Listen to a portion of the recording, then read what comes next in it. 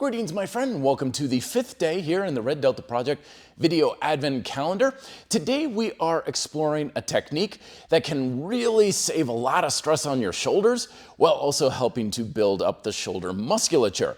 Because one of the biggest challenges and issues that people have when they're trying to build their shoulders with horizontal, vertical pressing movements like pike push-ups and stuff is they still have a lot of this winging out of the elbows. Even if they're like, okay, I'm trying to keep it in, and their elbows are kind of coming out at about 45 degrees, it feels like it's really close and tight in, but we still got a lot of room here.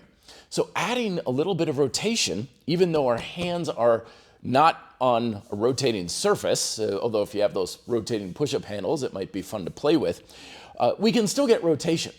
And we do that by, at the top of position, having that internal rotation by allowing our shoulders to fully protract and slightly elevate. So I'm kind of coming up, I'm kind of stretching my lats out a little bit, and I'm basically pointing the pits of my elbows inwards.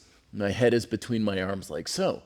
So as I come down, whether you're on an elevated surface to reduce resistance, or on the floor, or with your feet elevated, use resistance that's appropriate to you, you're going to essentially rotate in a very aggressive fashion, which not only brings a lot more ease into your shoulders, but it also significantly enhances the work in the deltoids. Use narrower width if you want to work it a little harder, because that's also going to work things to a higher degree in your shoulders.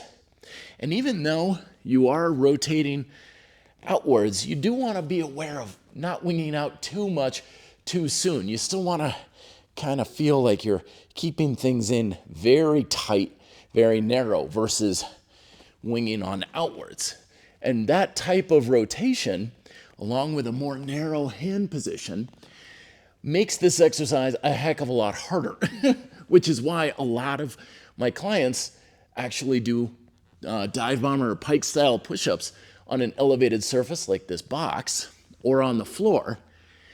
And that not only brings you a lot better results, but it also is a lot less hard on your shoulders, like someone who's struggling through something like handstand push-ups, for example. So do bear in mind that adding a significant amount of that rotation can make the exercise a lot more challenging, which means you may have to reduce it from the normal style of pike push-up or dive bomber push-up that you're used to, which is fine. That's a good thing. As long as the muscles are working really hard and you're progressively challenging their work capacity, you're still going to create the stimulus for building muscle and strength, and you're probably going to create it more so despite having a little bit less resistance or weight on your hands. Once again, I put a micro workout down below in the description if you want something a little bit structured to quickly play around with this technique, but experiment with it. See how it feels for you in your normal workout routine. Let me know if you have questions down below. Be fit, live free.